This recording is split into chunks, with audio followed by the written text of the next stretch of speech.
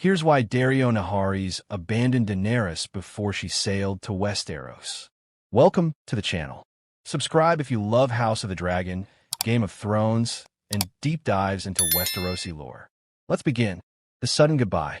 Voiceover tone, engaging, with a touch of intrigue. He fought beside her. He killed for her. He pledged himself to her, body and soul. And yet, when Daenerys Targaryen finally sailed to Westeros, Daario Naharis was nowhere to be seen. The swaggering sellsword who had once been at her side through every battle was suddenly gone, left behind in Meereen to keep the peace. Was it truly Daenerys' choice to part ways? Or was Daario's departure a calculated move? One that reveals more about their relationship, her political ambitions, and the brutal realities of power than most fans realize? Today, we're diving deep into the real reason Daario Naharis abandoned Daenerys before she sailed to Westeros. Who is Daario Naharis, really? Before we talk about his disappearance, we need to understand who Dario was, not just to Daenerys, but in the brutal political landscape of Essos. Dario was not a Westerosi lord or knight. He wasn't bound by vows to a king, family, or code of honor. He was a sellsword, the ultimate free agent in a world defined by shifting allegiances. When we first meet him, Dario is the captain of the Second Sons, a mercenary company fighting for Yunkai. His introduction is bold, almost theatrical. He kills his own comrades to switch sides and pledge himself to Daenerys. Why?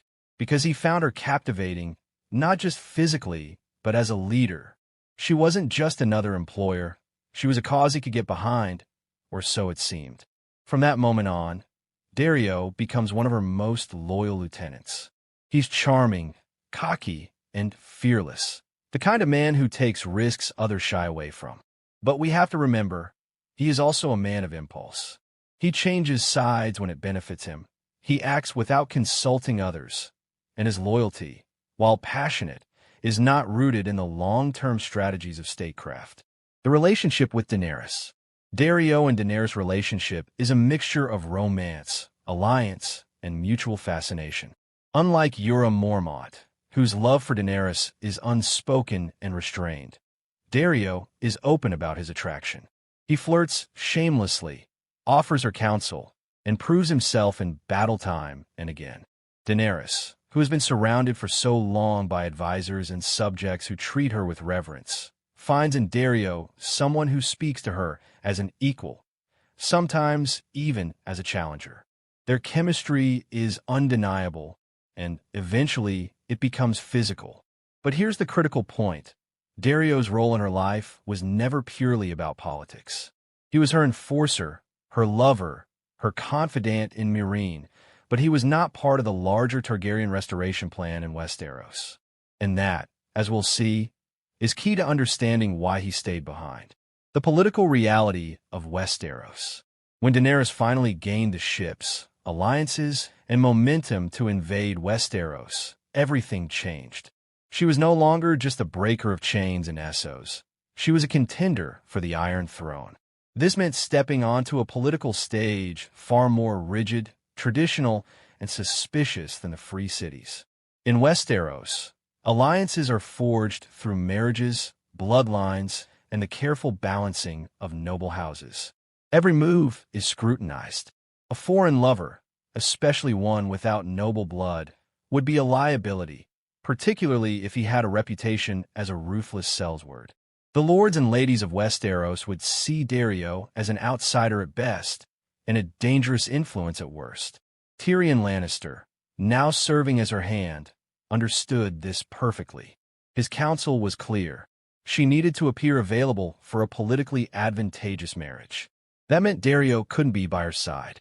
Tyrion's influence and the breakup. In Season 6, shortly before Daenerys departs Meereen, she tells Dario he must stay behind and govern the city in her absence. She frames it as a matter of trust, that only he can keep the peace between the freedmen and the former masters. But behind that reasoning is Tyrion's political logic. Daenerys cannot afford to bring her lover to Westeros. He advises her that she must be willing to marry for alliance, and Dario's presence would complicate that. It's one of the most pragmatic and cold, moments for Daenerys. She tells Dario to his face that their relationship is over, and he takes it with surprising grace. He says he's not fit for Westeros and admits he would have been happy to follow her there, but he accepts her decision. This is where the question arises. Did Dario really just accept it, or did he see it coming all along? Dario's perspective. For all his bravado, Dario is not a fool. He knows politics, even if he prefers the battlefield. He must have realized that Daenerys' ultimate goal was to rule Westeros, and that in that world he had no place. Unlike Yura, he is not willing to debase himself endlessly for her love. If she is moving on to a stage where he cannot follow, he would rather leave with dignity than beg. Some fans interpret this as Dario abandoning Daenerys, but in truth, it's more of a mutual parting. He may have been willing to go with her, but he knew that staying behind allowed him to keep his power, his pride, and perhaps even his life. In Westeros, he would have been just another foreigner in a dangerous court, dependent on her favor to survive. Was it really about Meereen? Officially, Dario stayed to rule Meereen. This is framed as a necessity. The city was fragile after years of turmoil, and without a strong leader, it could fall back into chaos. But this explanation raises questions. Dario was a military commander, not a diplomat or administrator. Leaving him to keep the peace is like leaving a wolf to guard the sheep. Effective in some ways, dangerous in others. This suggests that the Meereen excuse was just that, an excuse.